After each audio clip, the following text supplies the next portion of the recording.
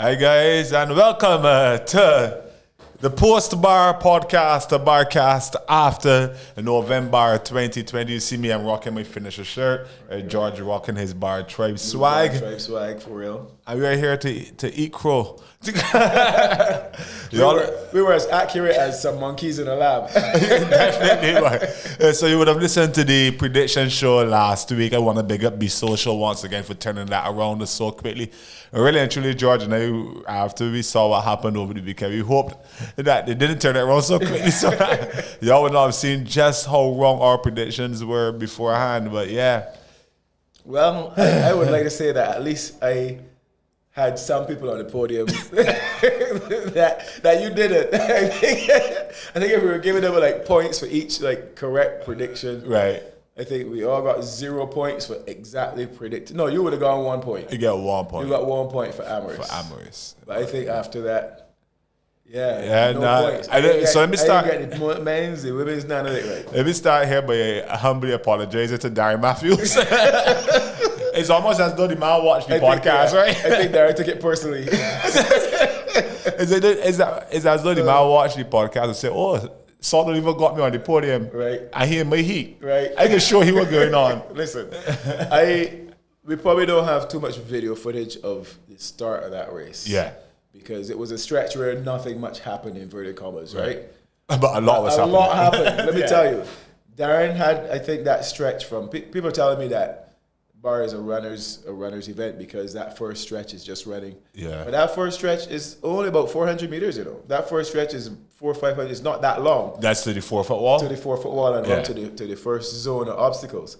But it was like a man blew it up from the start. Okay, so what happened is that blew it up from the start. First of all, let me start with the fact that big up Bar Tribe, everything. What I love about Bar, you have a competition, right?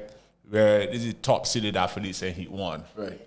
And there's video of 8 of the top seeded athletes warming up together. Right. From their heat. One of the people missing were Jet and Darren because they obviously had different motives. But you can see Philip Seven, Jason, myself, Nick, all of us going through a routine with them on and the outdoor fitness crew. And they welcomed us into that club and everybody. So bigger, that's the cohesiveness of us as a unit and the brilliance of Bar. So we get on the line now. Right. Everybody there, that's wishing everybody good luck and everybody saying, yeah, bigger yourself, Darren. You know, all the best.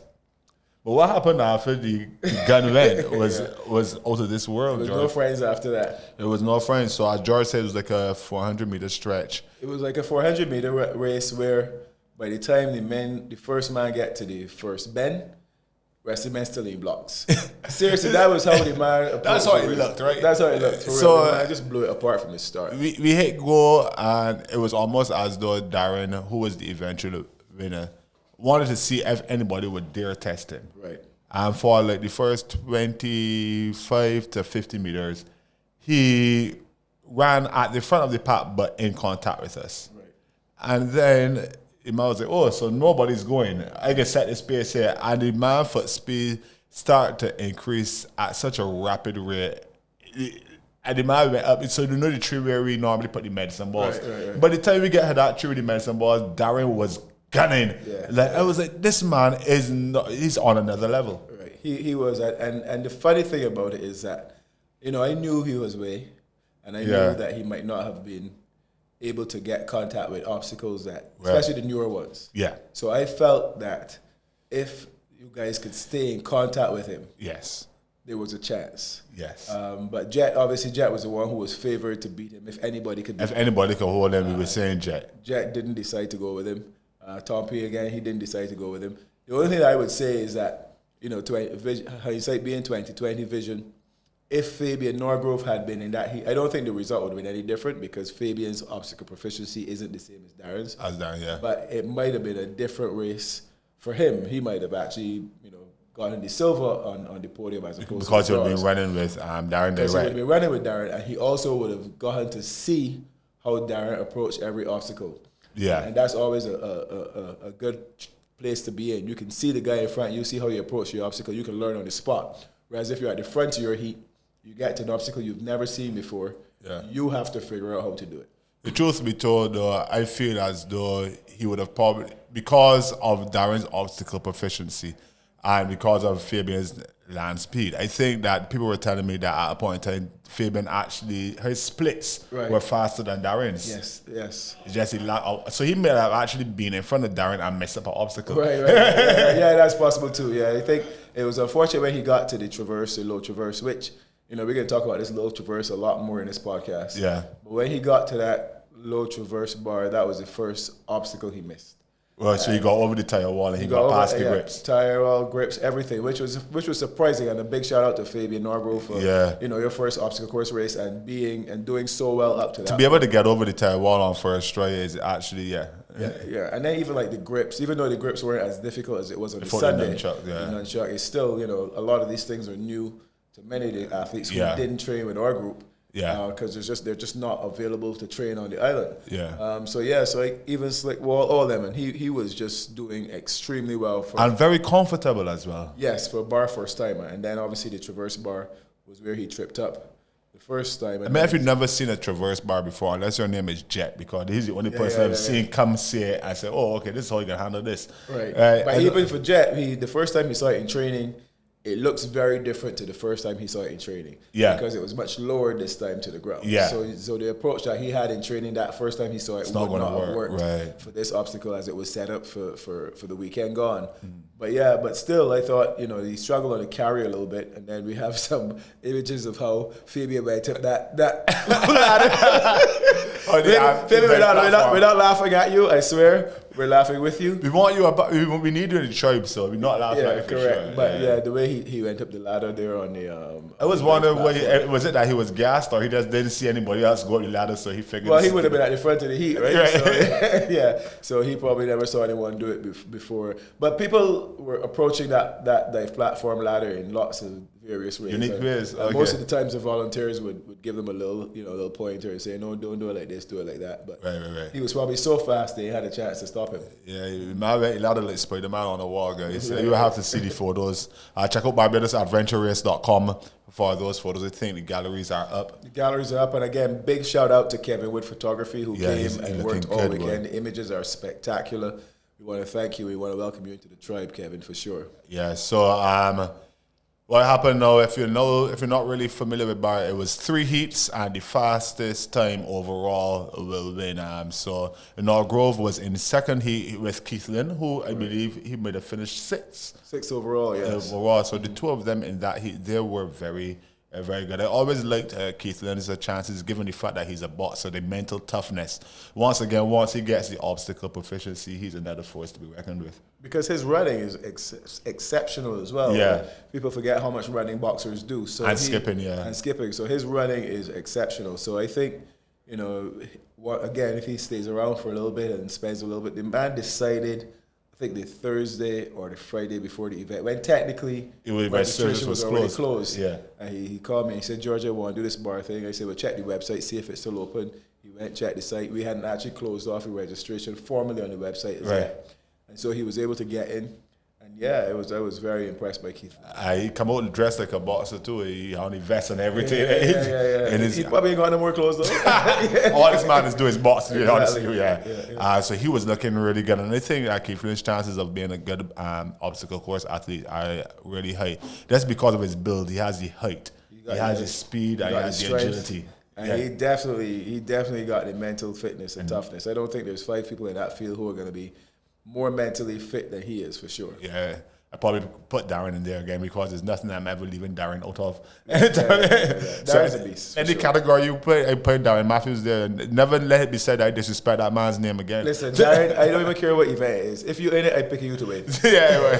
Real talk. And then in the third heat of the men, because we had a fairly swole men's entries for the singles, Raheem, another person we hadn't seen around, and he's into calisthenics and lots of fitness related stuff. He's a former into school sports athlete, isn't he? Yes, I think 4'8". Yeah, I think he got the endurance thing going on. Yeah, but he's another guy who I think he might be a little bit on the bigger side as far as OCR athletes are concerned. Yeah. But I think over that 3K distance, I think he again is going to be hard to beat because in my mind, the 3K is more a a series of sprints. Yeah. As opposed to, like the 12K you get on day 2 or even there's no walking. You can't walk any part of the 3K and win. Exactly. So you almost have to sprint in between the obstacles and recover on the obstacles if that's possible to have any chance. And I think, again, once he develops some obstacle proficiency, he's another one of those guys that I feel like that top 10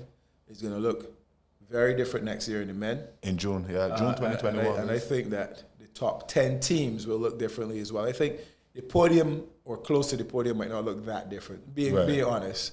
But I think the top 10 teams might look I think that Heat 1 next year, given these guys' performances, and we have an informal ranking system, but I know that their seedings are going to be very high. So with the Heat 1 now next year, with Jet, Darren, Tompi, Raheem, Keeflin, and Fabian. That's Pierce's grandmother. I know how anybody come after. We may have to put them last because they can set fire to the whole track.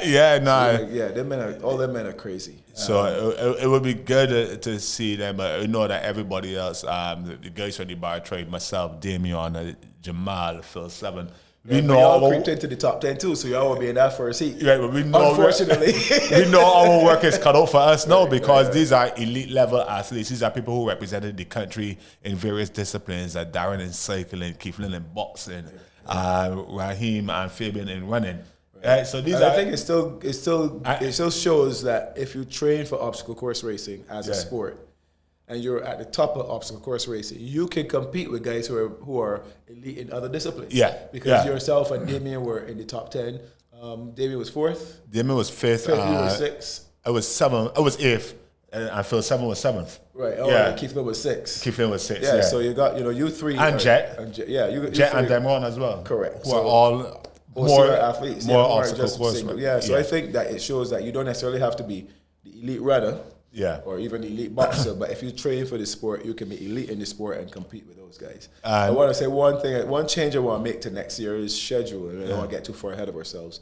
But I think we need more people to see that singles event. It need to see, because it was a spectacular display. Because we're going over to the women now to talk about Amherst. To talk about spectacular displays of athleticism that were on showcase at Peg Farm last week, Saturday. And unfortunately, as you say, it just... The program doesn't allow for it. So we can move, I think my plan is to move the individual event to climax Saturday's proceedings. Right. So that will be the last event on Saturday. So we run the open. Right now, my loose plan is to run the open waivers in the morning, Saturday.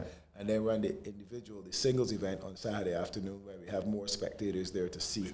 Well, of course, the team events always bring up more spectators because you have 4 people per team, and each of those people are bringing out somebody to support them. Correct. So you automatically have more spectators. And Open Wave and Corporate bring out a lot of spectators as well, because these are the people that are telling their friends, hey, again, and do this thing here. I sure come and support me, come and cheer me on. Whereas I got people who are more focused in the competitive and the singles event, who might, we will tell people we're doing it, but we're more concentrating on we know we can get through. People coming to cheer them, want to help the open waivers and the corporate people. So I think that I understand where you're coming from with that, but I also say that with the singles now, you leave me to suffer for the entire day. It just I like to get up on the Saturday morning, get that over with, and have fun for the rest of the weekend, boy. Right. No, but I think what will happen too is, and what happened this year is that the open waivers come out in the morning. They bring their followers with them. And if the schedule had run as it was supposed to run without the weather, having an impact, they would have lunch and they would stay around. They would definitely stay around to watch the individual event. So right away you're building your own spectatorship by having all these guys stay around to watch the singles. And then the corporate speaks for itself, because I might be from a particular organization that has 3 or 4 teams, but the rest of the organization is coming out to support these teams. So again, they build in their own spectatorship for the elite team event, which comes in the afternoon. And that's how it worked out. So you do the fun competitions in the morning, get the spectators there to see the elites run in the evening. So you got the men completely wrong. They didn't even have Darren on the podium. And Darren. Let me just go through those places again. So Darren Matthews was first. Second would have been Jet James. Jet James. His name was actually Akeem James. Really? Yes. Yeah, okay. So this is I guess you had to fill out a check. Exactly. He's put his name like Jack James, Akeem France. He's put his name as however, and just can't tell who he is, but I know his name's Akeem. Yeah. He's second. Fabian Norworth third. Knocking Tompi off the podium. Yes. Deron Thompson in fourth. And Damian Johnson, husband Thompson. I call him all sorts of things. Damian, sorry for butchering your name all the time, but Damian was fifth. He ran what I would consider the smartest race of the lot on the day. He bid his time. He trusted his race plan. He didn't get excited. This is Damian I'm talking about. He steered at his pace. Executed his plan very well. Because I think if we put all the men in a 3K, I don't think Damian finishes in the top 15. Right. Over 3K flat. Over 3K flat. But so to finish top 5 in that field is incredible. His mental strength is good though. He might creep for 15th. Yeah. So then we move on after 3 exciting heats of the men, and once again, as we discussed the last week, each of those heats had in a top 10 athlete. Correct. Because Raheem would have came 9th. Right. Understand? Right, so is it a matter of, because you in one heat, you can't place or you can't do well? Each of those heats had in a top 10 athlete. At least one, right? So that bodes well for the competition. We went into the ladies, which was one heat, right? Correct. And I had Amherst Chase to win. Thankfully, I got one prediction right. You got one prediction right. Yeah. So I felt that there was a chance that Danielle could beat Amherst if she cleared the tire wall. Right, and that was what she needed to do. She needed to be healthy, and she needed to clear that tire wall. Yeah. And neither thing happened. I mean, many of us know now that she wasn't healthy starting that event. And again, I have to tip my hat to her and give kudos to her, because I know what I would have done in her position, which was compete injured. That's what I would have done as well. Right. But what I would advise any of my athletes to do is not compete. Scratch. Yeah, because it's one race. She's still a relatively young woman. Mm-hmm. She's got many years of obstacle racing ahead of her. Do you go out there now and cause irreparable damage that takes away a season or two from you? Right. So for me, I would have advised. In fact, I know what she was going to say, so I didn't bother telling her otherwise. Yeah. But I'm like, don't feel that you have to go out there and do anything. Don't feel that there's any pressure from anybody to complete this race. But she did what she had to do, and she went out there, and you could see through the race that she was suffering. But she got it out, and she tried to finish, and obviously she did not. So but having said that, even healthy, I don't want to take anything away from ours. Because even healthy, I think it was always going to be, everything had to go exactly right. And anybody else. A few things had to fall apart for Amherst. Exactly. You had to run the perfect race against Amherst, and Amherst had to make a mistake or two along the way for any of those women to have any chance of beating her. From the time they got to the crawl, for example. Yeah. Amherst treated this thing like an exam. Right. Amherst, everybody crawling, Amherst drop and roll. Boom. By the time they got the crawl, Amherst had another 10 or 15 meters of separation. She rolled in the crawl. Because that's what the pros do, right? The pros just drop, tuck, and roll, especially on that incline. They ain't crawling, they roll onto the crawl. So while the others are crawling on all fours, Amherst rolled. She go out the crawl, another 15 meters of separation. Right. And then by the time, you got to the tire wall, it was that's where she's there. She knows that she only has to stay ahead of the ladies to the tire wall, because the majority of ladies are going to be doing burpees there. Correct. That's where she's going to really create separation. Absolutely. Somebody said to me, man, George, I feel like you got to take out that tire wall for the ladies because Amherst is the only boy that could do it. And I'm like, CYC, dog.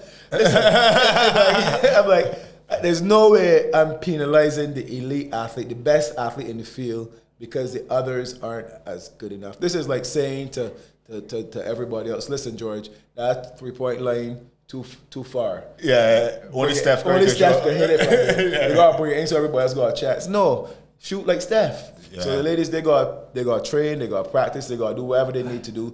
And they also find it incredible that it's only Amherst too. Yeah, but the thing with Amherst is that you can't look at her and say, oh, she's the only boy that could do it because she's so tall. Exactly. So Amherst looks like an average person. Yep. Right? It's only when you see that fire in her eyes on the course that you realize there's nothing average about her as an athlete. No, right? you don't, because we're thinking, when we talk about the best obstacle course female athlete, in Barbados, you're thinking probably this person probably ripped to shreds. This girl's baked cakes. So let me fight, right? Banana bread. Yeah, but she is fit looking, but she isn't the most muscular looking person on the course. She's actually, and she doesn't, when you say the fire in the eyes, that is when the gun says go, but Amherst is very unassuming. She is very soft-spoken. Very friendly, so you don't really get that whole competitive vibe. Correct, yeah, you want to hit her, but you can't. You can't hit her. She's so sweet. And it's just that this girl runs.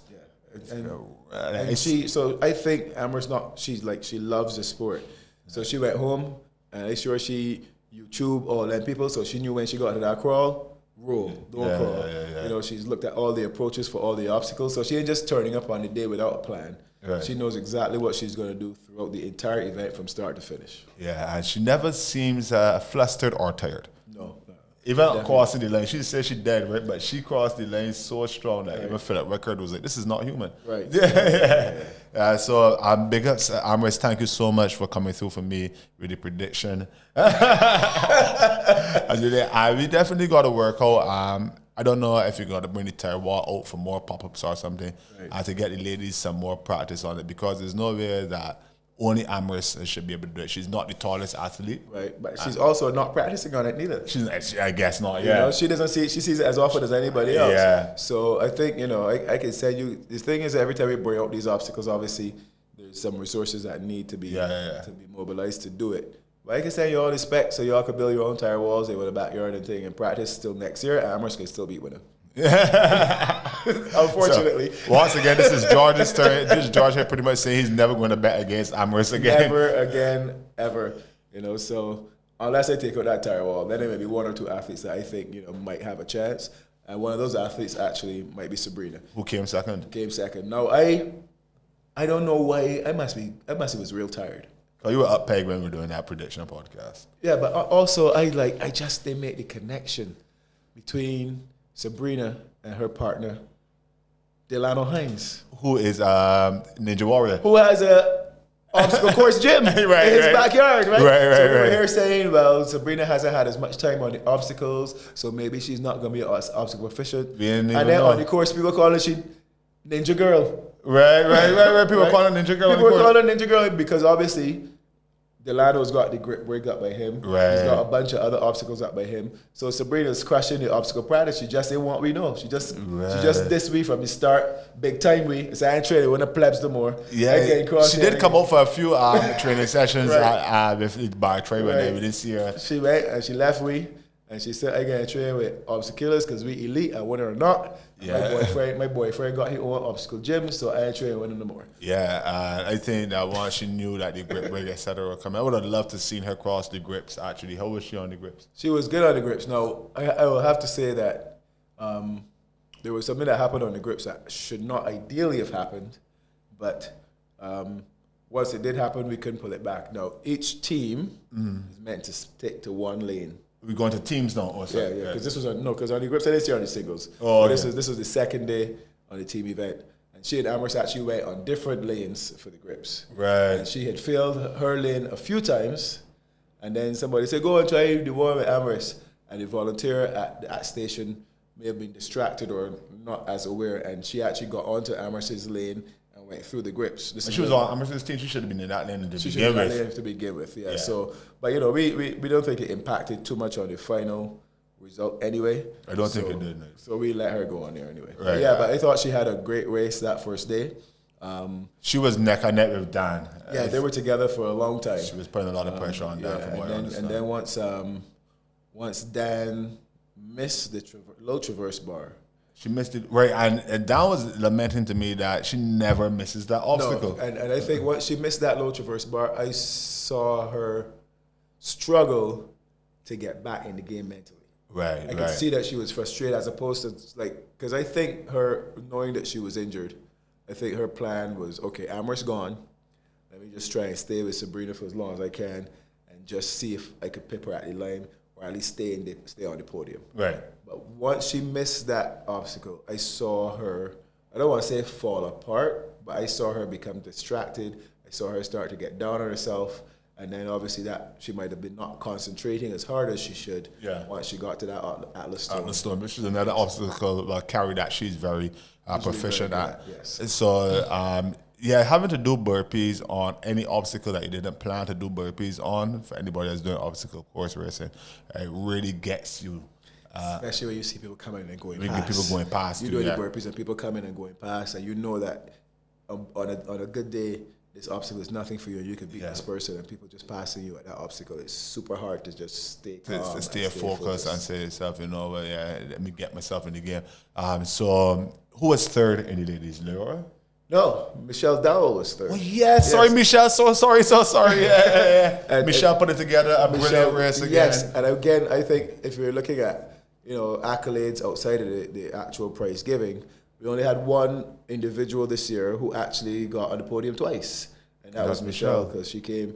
We might be giving away a little bit before, but she managed to get on the podium twice this weekend. Yeah, individual racing as well as the teams. And that is actually another composed, well put together performance with Michelle, not letting her head get out of the game, and that's doing what she had to do. She was a little not focused on the training as much as she would normally be this season because she had other priorities, which is okay. Yes, absolutely. But she showed up on the days. Correct. I should say on the days, and she did the damn thing. Yeah, so big itself, Michelle. That one of the things with obstacle course racing that I think this year more than any other year has shown us is that don't worry about who's in front of you. Just keep plugging away, just keep working, just keep run your own race regardless of what's happening around you, because you're down in 5th place and then all of a sudden somebody cramp out, somebody gets stuck up on an obstacle, somebody couldn't get through it, and then you all of a sudden you look around and you on the podium. So, and I think that happened for a few teams. And what we can say is that the race never pans out exactly how you predicted, unless, of course, you are Amaris or Darren, who your prediction is just, you're going to be out front, and they can get through all the obstacles. So, for me, for instance, in the singles, I expected that when Darren goes, Jet will go with him, and hopefully, one or two of them can blow up. And that's when Damien or myself would ease onto the podium. That was how I expected it to go.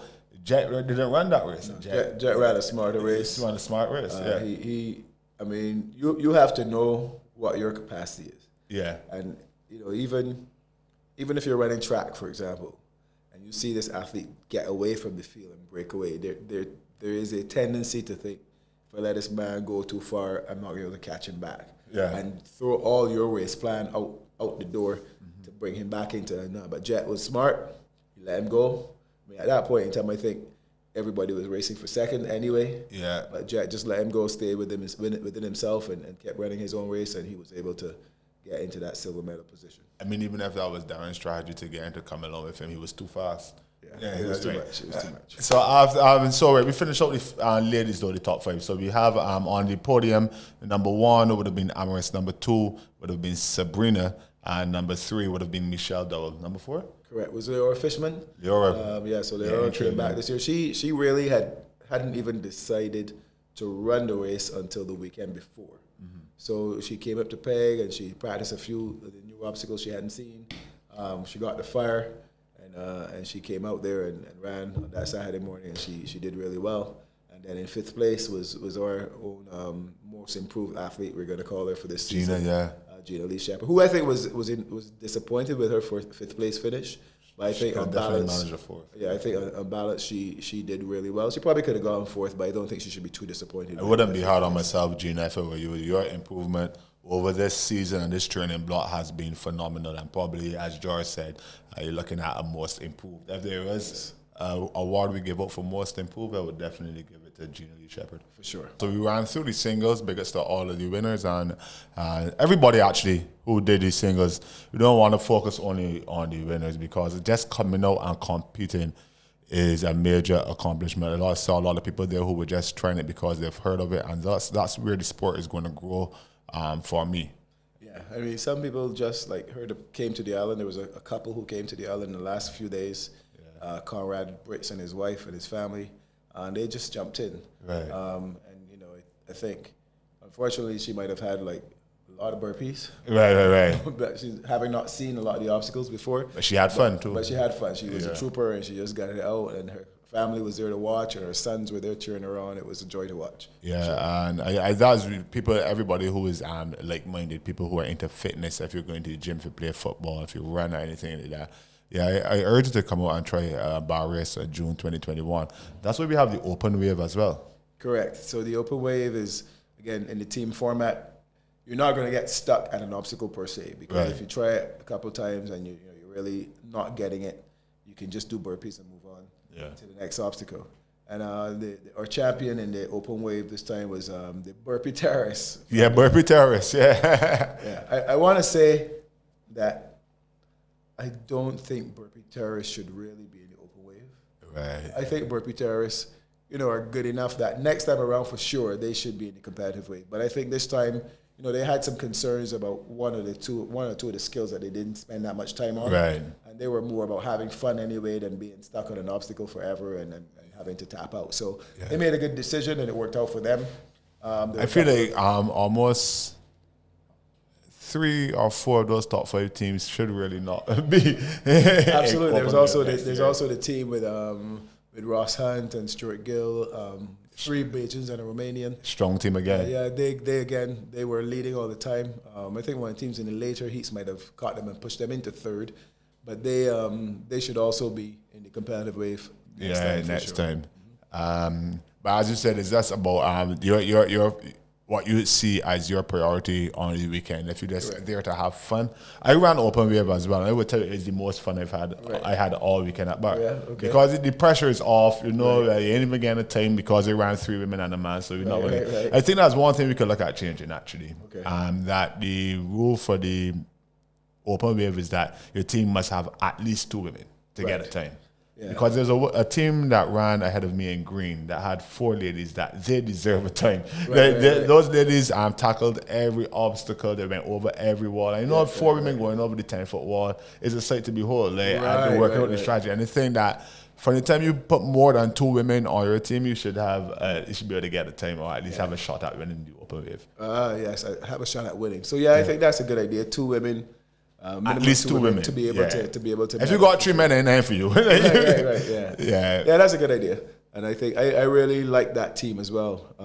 That Girls with Guns teams. I think we actually ended up putting them ahead of you on the score sheet. Right. No, I think you put you ahead of them, but I think they finished just ahead of you. So there might have been some issue with somebody walking back over the line with a chip. Oh, okay. They finished ahead of us. Yeah. So they finished ahead, but the actual results don't reflect that. They have you guys finishing ahead of them. So that's a good plan for 2021. 2 or 4 more females to be able to qualify for the podium. Open wave was a 6-kilometer course. Yes, and lots of fun. A lot of the obstacles would have come back from what we described in the singles wave, but they would have also gone down Cotton Tower for the sandbag to do the curbside pickup. So that's the difference between it. And I urge you once again, if this is your first time getting interested in obstacle course racing in Barbados, hearing about BAR, put together a team and come out and do the open wave in June.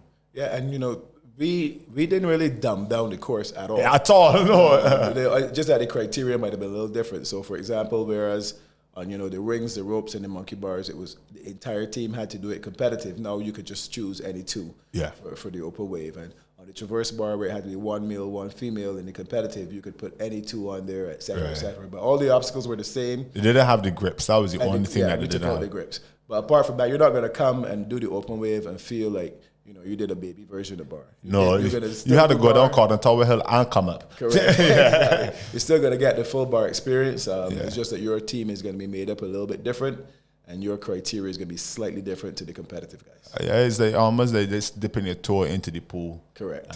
Dip your toe into the water, see how you feel, how you like it, and then graduate into the competitive wave. Favorite event of the weekend will have to be corporate.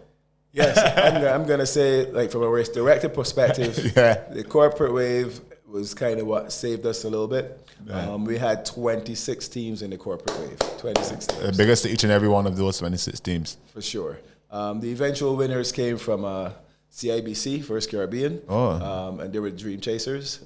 So most of the First Caribbean teams were actually coached by Gina Lee Shepherd, who is a bar ambassador. Coached and recruited. Yeah. She was making sure that promo code of hers got used extensively. Yeah, boy. So, but they brought out a large showing, also bring out a large showing with the two sponsors, Republic Bank as well as ICBL. Yeah. Some, because of the way some organizations are made up, again, every team wasn't able to field at least 2 females. Right. But those were the teams that scored.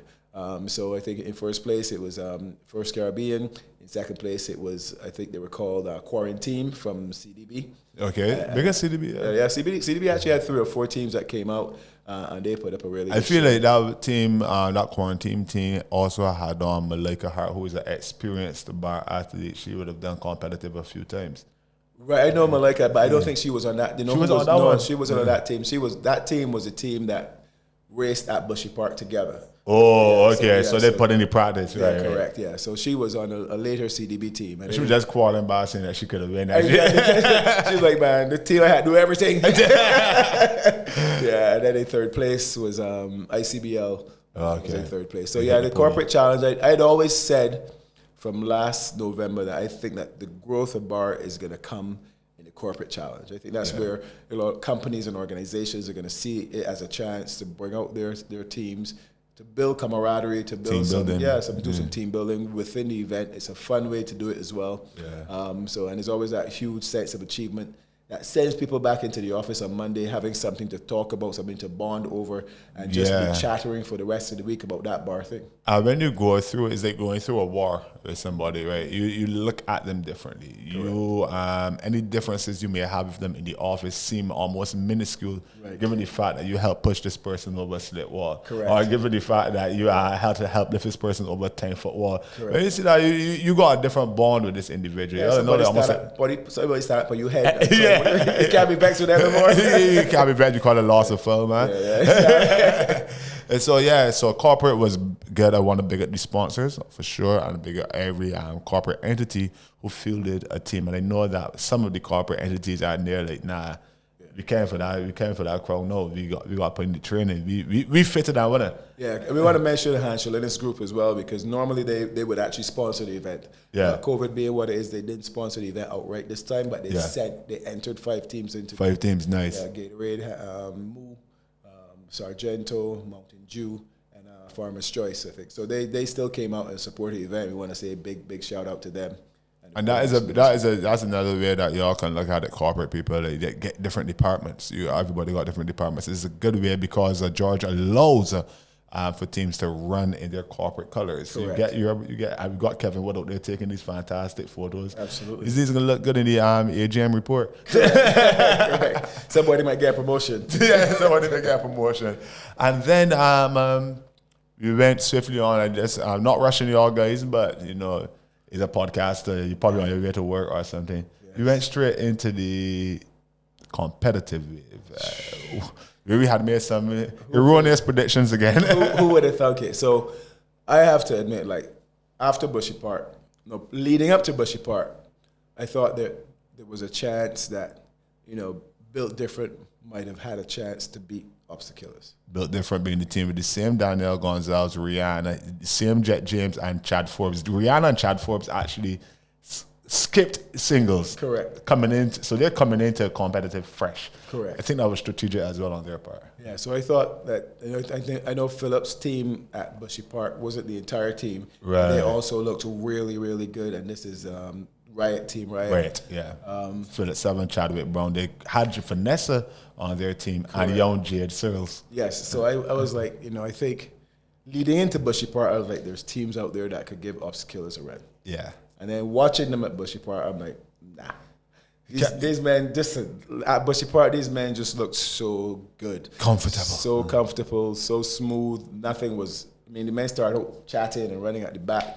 By the time it was done, the men had his second fastest overall time by about 30 seconds, but with no effort whatsoever. Yeah. So I thought, well, okay, these men coming back. We got a same boring champion again. Yeah. And now is a run for second place. But let me be frank, George. As the race unfolded, we must have been thinking that all the way. for the first 6 kilometers of the race. About that, I'll tell you. When we went up, for those of you who don't know the course, you leave Peg and you proceed down Bowling Alley. You go down to the bottom, you pick up a sandbag, you bring it back up, and then you run down again.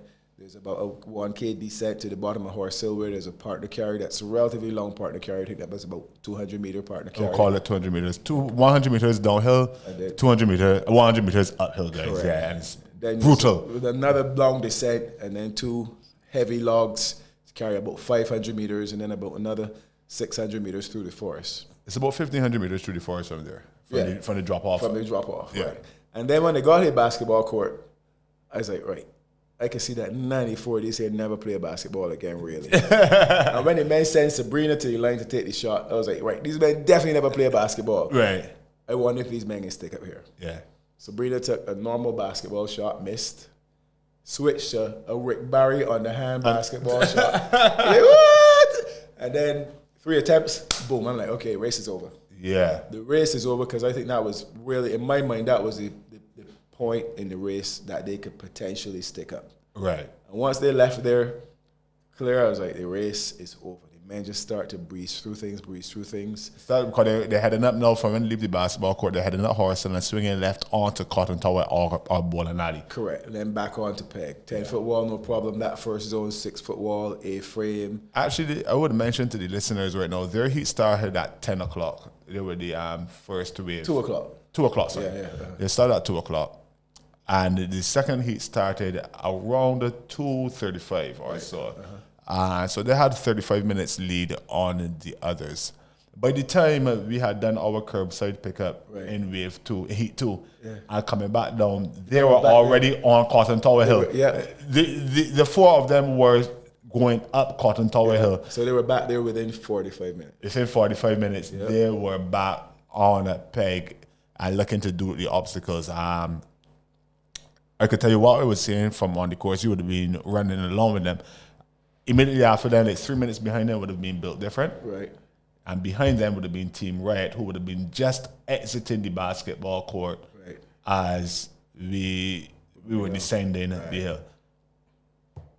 Soon after that, not even on the basketball court yet, we would have seen Connect 4, which is the team with Ron, Gina, Nick Gill, and Amanda Maximilian. And then behind them would have been Outdoor Fitness. Right. So this is how far behind these obstaclers too would have had these fields stretched right out. I would estimate that teams like Connect 4 and Outdoor Fitness were at least 15 minutes behind. Listen, and not thinking that there was any chance of getting on that podium. Probably not. You could not have thought at that point in time, knowing how good Obstaclers is, that you had any way of catching them at that time. Yeah. The race was not lost at the Traverse, at the Low Traverse. I don't think that's where the race was lost. Okay. I think the race... Because they would have come into Peg and gone through all the other obstacles. Yeah. The girls went through the grips. I think the girls did the grips. The girls did the grips. Of course, Ninja Girl and Amorous. I just think about this team, this composition of this team. They have the two men on the team are defending team champions, and the 2 women are the number 1 and number 2 women. Exactly. They just came out the day in front and showed that them in form. So not only are they good, but they just medaled, so their confidence is high as well. The race was lost for me at the slick wall. Interesting. Why would you say that? So I was surprised at how much time and how much effort they spent on that slick wall, having seen it last year. In fact, last year, that slick wall almost cost them the gold. Right. Because they got caught on that slick wall by the same team that had Sabrina and Darren and so on last year. Yeah. So I was surprised that they didn't have more of a strategy when they got to that slick wall. So Mark, I want to say a big shout to Mark Jordan because, right now eyes are on Mark for not completing the Low Traverse. But Mark got smashed on that slick wall. Really? Mark was at the bottom and he was supporting everybody's weight. Everybody's climbing over him. He was being the rock. Right. And that didn't work. So now he's up at the top. If you go to the gallery, you can see a picture of him holding on to the top of the slick wall and everybody's pulling on him. Yeah. So by the time he got off that slick wall, his arms had to be already smashed. On fire. So, and then they could feel built different, who closed a lot of ground close behind them. Right. So I think they probably ran at a pace faster than they would normally have liked. To get between that zone and the next zone. Correct. I think hindsight, again, is 20/20 vision, but I think what might have happened here is that even though the plan was for Mark to be the male to do that low traverse, right, that plan should have changed considering how much effort he had expended on the slick wall. Right. So when he came to low traverse, he'd never seen it before. I'm assuming Stuart had never seen it before. I don't know. It would be much different. He's not as... Stuart is shorter. He's not as long. He would have been fresher. Yeah. That's probably where a decision could have been made to switch them out and have Stuart do the low traverse. Stuart is an athlete. He would have figured it out. Mm-hmm. And then the other thing, too, was just having all of your fans and supporters around you in your ear, never giving you a chance to recover, feeling the pressure, knowing how much pressure is on you and the expectation of everybody. He just was not recovering every time he failed it. Right. So his forearms and his arms, you could see like they were blown up. Right. And he needed to just go off to the side and sit down for 3 or 4 minutes, let that blood come out. But backing. I was actually every time. I was watching the rebroadcast live. Big up Monica, who somehow got on Instagram to have the live up for 2 hours and 41 minutes. 2 hours and 41 minutes and $1,000 in Flow phone bill. Believe people from Flow call me, Mr. Griffith, we've seen quite a lot of use on your phone bill. We don't normally see this much. You're very close to your credit limit. How much is my credit limit? $1,000. WDR. Call level. I can go with Bashil this week or something. But yeah, so I watch it back and immediately I was hearing people in the background saying, "Go back in one time, back in one time." Yeah. Dumb. And these are people who've never done an obstacle course race before. Mm-hmm. You know, and you once those blood vessels become engorged, again, nerding it out here, there's no way for the blood to return to the heart because the arteries are so packed that the veins are closed. Right. So you gotta wait for the valves to reopen so the blood can run back in. So once your arms are pumped like that, you're getting no oxygen because there's no venous return. Right. So you can't do anything. Right. And so again, him feeling like he was letting people down, it just needed to go off. They had a 15-minute lead. Yeah. Go off to the side, sit down for 3 minutes, let your arms relax. I even went over and coached on how to get through it, but there were too many voices in his head. As we talked about being thrown off your game a little bit. Absolutely. We talked about that in the singles just now as well. Many ways doesn't pan out the exact way you want. And that built different breathing right down their necks. And they had their problems as well. So then, let me just describe for the listeners, the course goes after the slit wall you run and you get to the rings, which everybody has to go through. Then you get to the low traverse bar immediately after. Then built different gets to the rings that they can see their nemesis right in front of them, struggling, stuck on the low traverse. And the rings is something that everyone has to go through, so everyone has practice. Everyone is expected to be able to go through this obstacle. At that point in time, I felt like they thought they had it. Yeah, they must have felt like they had it. Except that it was a similar situation with them. Yeah. The only difference is that while they spent a very long time being stuck at that point, eventually Ryan, who was the one who was in Mark's position, eventually Ryan got those rings and they were able to move fast. It was a matter of recomposing herself. Yes. And I just said, letting the blood settle there. Correct. Well, she did what Mark wasn't able to do. She was like, left me, go for Romy. Yeah. Let me take my time. Let me get myself together. Yeah. And when she was ready, she went back in. Unfortunately, they might have spent half an hour there. Right. They might have spent. I mean, I'll have to go back and look at the film, but they might have spent half an hour just waiting for Ryan to get through those rings. And by the time that was done, they really pushed to get back on track. Yeah. But unfortunately, 50 seconds off the podium. Really? So less than a minute. Less than a minute. I didn't realize it was that close. Third and fourth, absolutely. Yeah. Okay. So now with them stuck, we got obstacles stuck on the traverse bar and built different stuck on the rings. Mm-hmm. What happens then? Tom P comes up and says, wait, we're getting on here. Wait, we're getting on here. Look, Let me go.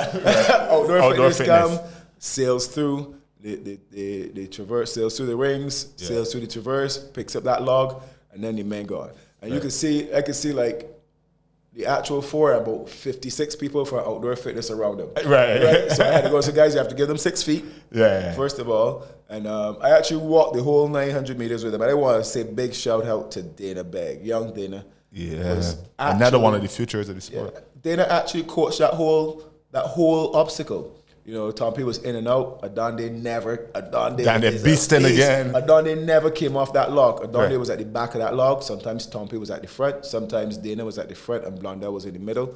But Dana's just coaching it. Tom P, I go into the next pole. You come in. And Dana was like, this is leadership from somebody who was maybe the youngest on the team. 17, 18 years old. Yeah. And they allowed her to lead, and she embraced that leadership role. And it was a joy to watch. So once they got through that, it was pretty much over. Then you saw Gina Lee, and then we're following Gina Lee and the Connect 4 team. We got 2 strong guys there. We're talking Ron and Nick. Yeah, and you could see that they could probably see each other on that carry. Yeah, but it was a lot for them to make up. And so that was the first and second in that heat. And then Built Different managed to finish third in that heat, but it was always going to be close as to whether they were going to be able to maintain that third place position. Because of the amount of time they would have lost. Because even though they would have finished, I'm saying, and that they had already wasted 30 minutes. All the time. So let me tell you my experience in Wave 2. The third person team on the podium would have been Mud, Sweat, and Beers. That's Jamal Griffith and Damian Johnson, husband Thompson Griffith. Michelle Dowell and Blair Taylor. Who, for my money, Blair put in the gutsiest performance of the weekend. All kudos to Danielle coming back out on day 2 after suffering the race-ending injury on day 1. And I think that her effort was heroic, but Blair's effort, no. We describe the course, you start off, you're running, you go down Cotton Tower Hill, you pick up the sandbags. Now, I'm running with Aranda and Amanda and Nick. So our team is naturally one of the slower teams. Our pace is not up to the others. So we get down to the sandbag carry last in our heat, and we come back up. We're coming back up, and as I come back up, I hear a sandbag drop. And it break the corner of the hill. I heading towards the bench where the men is lame, and I see Blair on the ground, sandbag next to her, Damien with his bag on his back, and she's clutching her knee. And I think she's almost to the point of tears. I saw that when I came back up. I saw her in the corner. And I was like, shoot, this is a team that I expecting to win our heat. Because they train with these guys so often. Like, shoot, I don't want this for Blair. We get to the top of the hill. I tell Jamal, here what's going on. Go down there because Blair ain't looking right. Jamal ran down there. All right. So in my head now, I tell myself that team done. That team, there's no way that team is coming. They would have had to be, because the fact we were last in that heat, I would say it, but the time we got back up there, Blair would have had to been sitting on that ground with a knee injury for about 3 to 4 minutes, which is a long time in obstacle course racing. The thing about that obstacle is that nobody can help you with the bag. And nobody can help her. Nobody can help, but she put the bag on, she back. She and these are guys that I know what you're thinking. They follow the rules, right? So they respect the sport.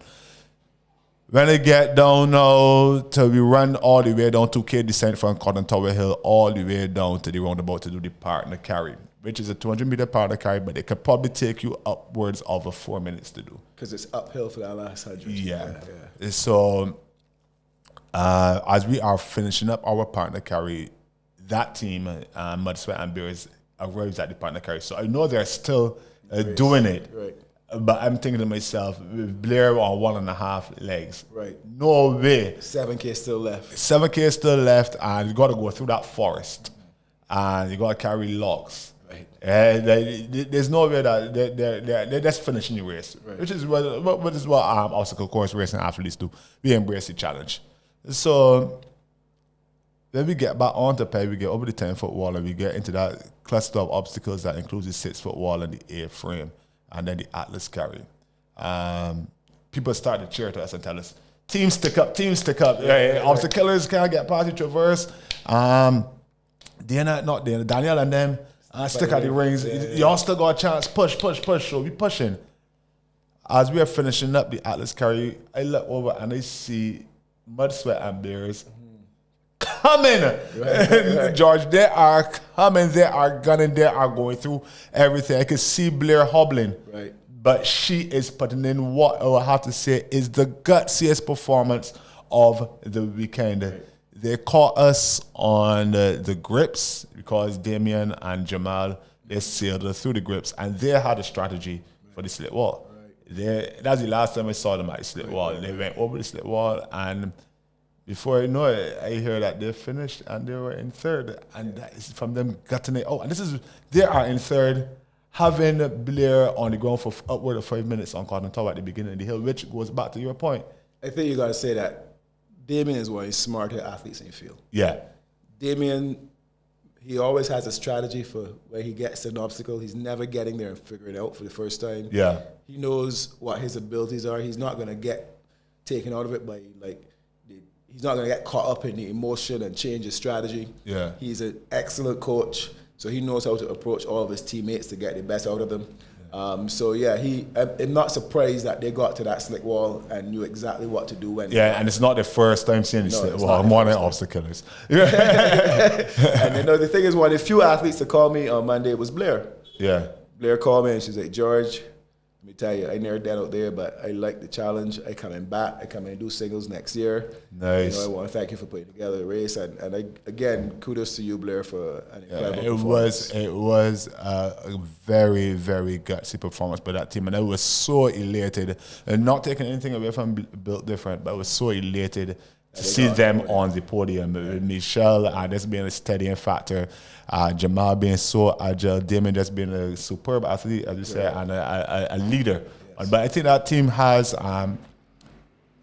Jamal always positive, and Damien with strong leadership, and Michelle always calm. Yes. So they have a good composition in that team, and their performance on the day for me was the standout performance of the weekend. For sure. Amongst many standout performances, it would be harder to as I said, because it's hard. If I was thinking that we were giving out awards for the gutsiest performance of the weekend, I was saying it's going to be very close between Danielle and Blair. Danielle showing up on day 2, given the fact, and Blair, but I would have to give it to what I saw Blair accomplish on that day. Special mention to the safe word is kumquat.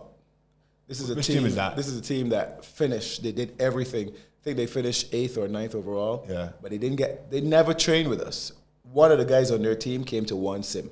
Who's on this team? You know the names offhand? Or no? I know there's Dana Fenty.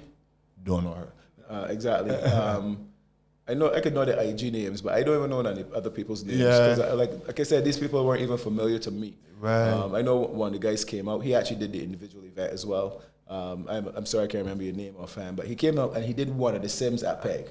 Right. And they finished all the obstacles? They finished all the obstacles. Because you can't burpee out in competitive. They did everything we're supposed to do. So, we actually had 9 teams complete. Right. And they were one of them. So, for somebody who's not part of the training group per se, to come out and have all 4 of your people get through the rings, get through the monkey bars, get through the rope, finish the traverse bars, and actually finish. And carry that pipe. And actually finish the event when teams that were considered elite teams or favorites couldn't get it. I want to say a big shout out to them for sure. The next team that I would give a big shout out to as well would be Team Day 2. Y'all bring it. Janelle and Jamie, y'all manage somehow every bar season in the teams. They call Team Day 2 for a reason. Correct. They show up on Day 2 of bar, and they showed up again. I believe that they would have ended with a 6th place finish. Yeah, and I was looking at some video and I was seeing Kamal running, and this was relatively early into the race, and he's running I'm sure that he had some sort of injury. Right. His arm is dangling off to the side, and he was one of the better runners. He's one of the better runners, yeah. But he was lagging back. So again, people pick up knocks. Bar is arduous. It's intense. But the thing about it is that people just don't quit. Yeah. Obstacle course athletes are completely different. Great determination, stick-to-itiveness is what defines them. And they just didn't quit and were able to finish up in that 6th place. And I also want to say kudos to Shara, who will be the second lady on the team, Janelle being the first lady of the team. Shara is a young lady. I think she's still in school. I know her from triathlon kind of stuff. Showing up, getting the obstacles, because it's the only way they can finish is F. And Shara does the ropes, the rings, and the monkey bars. She had to get the rings and the monkey bars. I don't even think she had a month. It was a month. No, she didn't. 2 or 3 weeks. She wasn't around. I don't even think she was around for the pop-up. Yeah, that's right. Yeah. So again, big shout out to them. I want to commiserate a little bit. Commiserations, congratulations, whatever you call it. Riot, Team Riot. Team Riot. That's a team now with Philip 7. Another team. That's a team that brought on Jade Searles. Correct. And I Jade was the athlete that I felt most for this weekend. Right. Because Jade didn't get to technically finish her first OCR event because they had an athlete who may have had some dehydration issues. Wasn't able to complete these roads. But the three of them, they gave up their chips and they finished the race. So technically, she got to complete her race, but it would have been nice for them to have finished within the rules of the competition and either be on that podium or be in the top 10 or whatever. But Jade, don't worry, next time for sure, I'm sure you'll be there. I think I can see, as we spoke about in the men, people like Raheem and Fabian are coming into the singles. You mentioned in Jade, the same Shara, and Blair coming into the ladies. We're looking at some tenaciousness entering into the singles for the ladies as well. So watch out, Amaris. Yeah. Let me be the Amaris though. Amaris, I will never doubt you again. Don't say Amaris or Darren ever again. I'm never gonna doubt you again. Yeah, but that team for sure, Team Day 2, and the fact now that it's run. What was it? Run, Team Run with Philip and Chadwick. No, Team Run was Laura Bryan, Alex Cole, right, Chippy and Leora. They would have come fifth. They came fifth, right. That was the team that they were also in Heat 2, I believe. Yes. Right, the team with Chadwick and Philip 7. Right, they were called Riot. Right. Team Riot finishing with 3 people. Go watch the videos, guys. They went up the slip wall with 3 people. I thought that obstacle would be one of the obstacles that would be impossible for any less than 4 people to get up. Right. And Chadwick, through pure determination, managed to run up the slip wall and hold on to the top. It's crazy. It's crazy. So the amount of determination, and then for it to be only 3 people to carry the PVC pipe. Yep.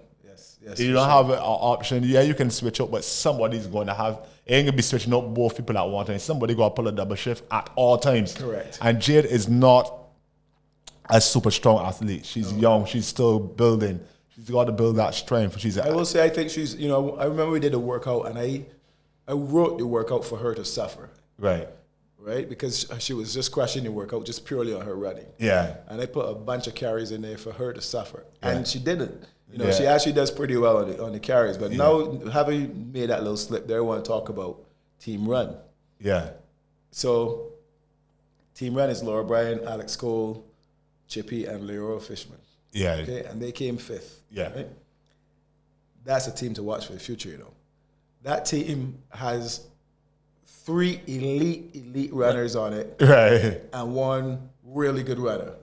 Right? And right. if you can't call the names. You can't call them. If that one really good runner is replaced or able to get up to even half of their level now, because they obviously have the obstacle proficiency because they finished, right? Yeah. That team is a team that is going to be very hard to beat, especially over the longer distances, for sure. We saw them at the beginning. Yeah. That's all I can say about Team Run, guys. We saw them at the beginning. Yeah, when your worst runner is a sub whatever half marathon runner, right? Yeah, and your worst runner can run a half marathon. We put it there. Exactly. It's crazy. Yeah, so that team is definitely one to watch for the future, and the future is looking like June 2021, George. Yes, so all things being equal, and no major outbreaks, June 2021, the last weekend in June, is when we're pressing ahead with the next event. So after this event, everybody doing bar.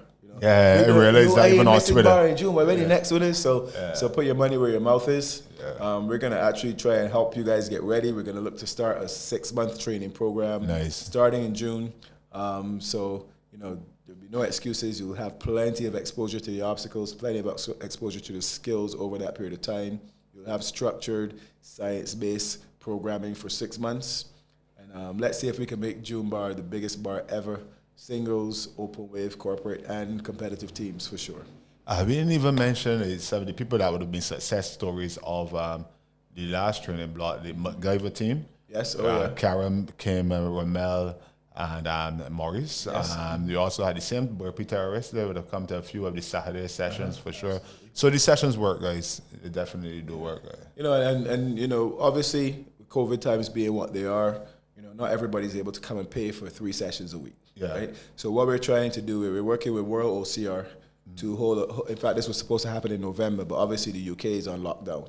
We're working with World OCR so we can bring more OCR coaches on the island, get them certified. Right. So, if you've got somebody in your gym or your workplace or whatever who's a personal trainer, because you do need a personal training certification. Okay. Yeah, you need a primary certification first. So anybody who has a primary certification, we can get them on the course, we can get them certified, and they could come back into your organization, come back into your gym, help get as many people ready for June. Ready for it, man. Yeah, definitely. So June 2021, the last weekend of June. Stay tuned to bar_race on Instagram and Barbados Adventure Race, the website. And that's follow our socials. We're going to be telling you all about it. Once you get into bar, you will talk about it some more. Correct. And more. It's not a cult, trust me. It just has a cult following. I want to say before we go, thank you once again to Be Social Podcast for hosting us. And the sponsors, all the sponsors. Yeah, ICBL, Republic Bank, the Amarone Charitable Trust, Eco Sky Water, those were our major title sponsors. Eco Sky Water, we thank you for sure. Yeah, in the absence of any other hydration product, we needed it on the road. We definitely needed that. Lots of Eco Sky Water was drunk. So there were just so many individuals who jumped in and made small contributions or big contributions to help us get through. So we want to thank you all. It's going to be hard to list everybody, but I'm going to try as I try to pull up the page real quick. Yeah. But yes, let me call them all out. So Glasesco, Carter. They sponsored I was happy to see them sponsoring the dive platform. The dive platform, Carter's and Company made some contributions. Info Rentals with the lighting towers and so on. Semtile, who is always a sponsor. This is Stuart Maloney's company, filling the sandbags and transporting the buckets and everything. Bushy Park, who allowed us to use the pop-up. RMJ Agency still gave us a few little noon tablets, etc. Appreciate it. Necessarily on board. Everybody was cramping. We needed that. Everybody was cramping, The Crop Over Experience, which is Nick King, who's going to be filming the event for us. We're going to get a program out of it, at least a half-hour program, if not longer for you. Kevin Wood, Photography. Monica Griffith, of course. Siobhan Johnson, Teague James. We want to thank the team for not getting involved. Stay very far away. Correct. Tracy Garcia from Red. Obviously, my team at Surfside. Sugar Bay, Barbados donated some prizes. Bougainvillea donated some prizes. Greenfit Active. Radisson Aquatica is obviously our headquarters hotel. Yeah. Diamonds International with those watches for all the winners. Rejuvenate Spa, giving away some prizes massages, well. etc. Yeah. Vita by Esquire for the DJ and the bar, etc., and of course all the ambassadors and other members of the tribe who contributed in any way, shape, or form, and of course all the volunteers. And I mean, going forward in June, we want to continue to improve our event. And one of the things that we really need to make these events run is volunteers. So I would like to be able to make the volunteer experience a little better for them by putting them in a position where they feel more empowered and they feel more comfortable and more confident. So we'd like to offer some training for them. Volunteer training. We could do the volunteer training through some of the sims we do. Yeah. We can do some volunteer training through some of the pop-ups we do, so that when you get to the day, you know exactly what's happening and you're not seeing everything for the first time. Yeah. And feeling, because that's why I think volunteers just don't feel confident to tell the athletes anything, because they make sure that they know themselves. Right. Yeah, but again, we couldn't do it without them, and we need the bodies on the day. So if you're really interested, come and get involved, and we'll give you the training to help make sure that you are comfortable and confident on the day. Can't wait till next season, George. Yeah, I think we can try and put out maybe one podcast in January. Yeah. When we launch the program. We can try and maybe do them once a month until we get close to the event. Maybe we'll go weekly. I would say once a month, January, February, March, but from April, May, and June, we're definitely doing it weekly again. Sure. As we wrap up. Everybody stay safe, wear your masks, hand sanitize, because we need to have a bar in June 2021. For no other reason. Yeah, so that's the only reason we're doing it now, guys. We're staying safe. Thank you so much for tuning into the Barcast. Congratulations to all the athletes. Thank you to all the sponsors. We out.